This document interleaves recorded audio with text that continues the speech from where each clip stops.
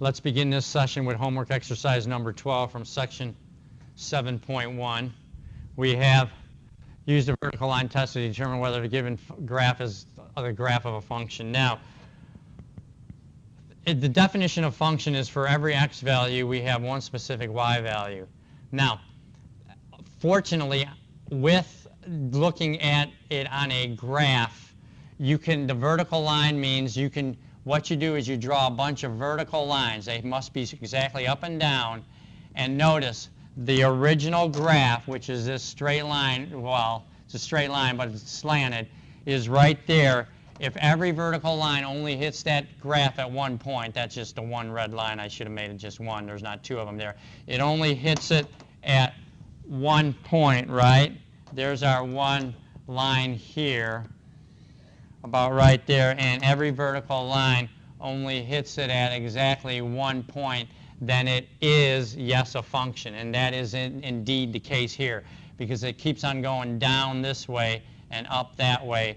So we're going to go down that way, up that way. So every vertical line would only hit it at one point, even though we extend it. So it would be a function. So by the vertical line test, the graph is definitely a function. Number 13, again, the vertical line test.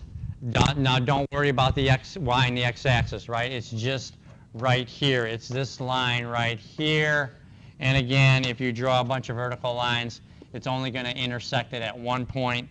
And so you know, again, that the graph is indeed a function.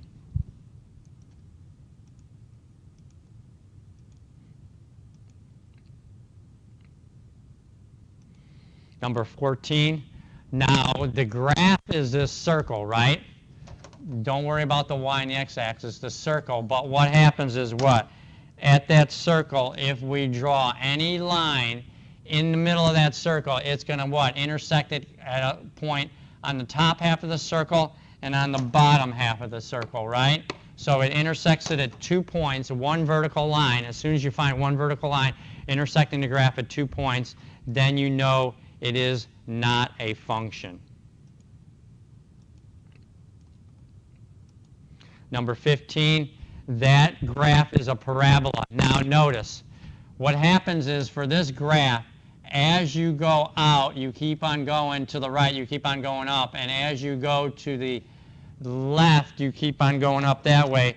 So it never curls back. So if you draw a bunch of vertical lines, they will only intersect it at one point. So this is a function. The vertical lines will only intersect the parabola because it keeps on getting wider and wider as it goes up to the right and to the left. So it will only intersect at one point. So y is a function of x by the vertical line test. Okay, number 16. Now, this one might seem a little bit complicated at first, but once you get the hang of it, no big deal. What you're doing is, what you got to realize here is the f of 0 is you're evaluating the f function at 0. So what happens is the x value, you look for 0 in the x value, which is right here in the x column, and the f of x, the function of f of 0, when you put in 0 for x, f of x is also 0. So f of 0 is equal to 0, the square root, right? Minus, now we're doing f of 1. So for f of 1, we're looking at x is 1, and we're looking at the f value, which is a negative 1, right? In the f of x column, so it's 0 minus a negative 1, the square root. Then the square root ends. Then it's minus g of 3. So now the value for x is 3, so we're at 3 here. But the g function is in the far right column. For the g function at 3, it's a negative 7. So it's a negative 7, but it's squared, okay, plus f of negative 1. Okay, so now what? The x is negative 1. The f value is 7. So, plus 7 divided by g of 3. So again, 3g of 3, when we have 3, the g functions in the last column is a -7, okay? And then times g of 0, x is 0 and g of 0 is 9, right? When x is 0, the g column is 9. So now what do we have here? We have 0 minus a -1, which is +1, right? So we have the square root of 1 subtracting g of 3, -7 squared is 49, but we still have a subtraction, plus 7 divided by a -7, right? And then times 9. So and the square root of 1 is 1, so 1 minus 49. Now what? This is a -7. I'll put parentheses around here. Minus 49 plus 7 divided by 7 times 9. So before we do the subtractions and additions, we do order of operations, the division. So it's 1 minus 49. 7 divided by 7 is 1. All right, then we got to do the multiplication of 1 times -9, right? So I'll go over here. 1 minus 49. 1 times -9 is a plus -9. So finally I have 1 minus 49. 1 plus a -49 is a -48 plus a -9. Add them together. You can do it on your calculator. Two negatives, add them together, we'll get a -57. Okay? So you're evaluating the function values from the chart, and then you substitute them in, and then you do the correct order of operations. So finally we get the answer is a -57.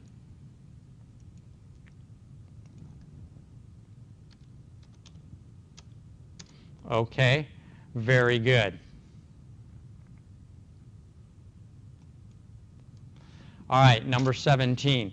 A football is thrown by a quarterback to a receiver. The points in the figure show the height of the football in feet above the ground in terms of the distance of its distance in yards from the quarterback. Use this information to solve for the problem, okay? Find the coordinates of coordinate of point B. So point B, it looks like what? The x value goes across. B is right on what? The value of 28 yards, right? So the x value is 28. B is right here, halfway between what? 9 and 12, right? So notice it's halfway between, it looks like a little bit less or right there. So halfway between 9 and 12 would be what? 10.5, right? Because there's 3 units between 9 and 12. So divide by 3 divided by 2 is 1.5. So the y value looks like it's about at halfway between 9 and 12, which would be 10.5. So let's go ahead and put that in and see if it's correct. Again, just estimate, and it should be good. Okay, now again, we have an ordered pair, so we got to put in a paren, and then it was 28, comma, 10.5, and then a right paren, check answer, and it indeed gave us credit. Interpret the coordinates. When the ball traveled a distance of, okay, travel the distance. So the ball's going horizontally, right? 28, and remember, from the quarterback, its distance is in yards. So 28 yards, it is as a height. The height was what? The y coordinate, which was 10.5. And notice the height is given in feet, right? The football in feet, so it is 10.5 feet. Notice in the third line there, the height of the football in feet. Okay? So there's our correct answer. Problem number 18. With aging, body fat increases and muscle mass declines. The graph to the right shows the percent of body fat in a group of adult men and a woman as they age from 25 years to 75 years. Age is represented along the x-axis, so the horizontal, and the body fat is along the y, so the vertical. For what age does the percent body fat in men reach its maximum? So again, the percent of body fat maximum is what? Body fat is along the Y, so we want to see when the highest value, right? So the highest value is right here, right? And again, what age? This is 50. 1, 2, 3, 4, 5 units, so it'd be what? Every 5 units, 55, 60, 65, right? So right there, that would be age 65, because every dash is 5 units. To go from 50 to 75, 1, 2, 3, 4, 5 units, each would have to be 25 divided by 5 would have to be 5 units. So we count 55, 60, 65 to get age 65, okay?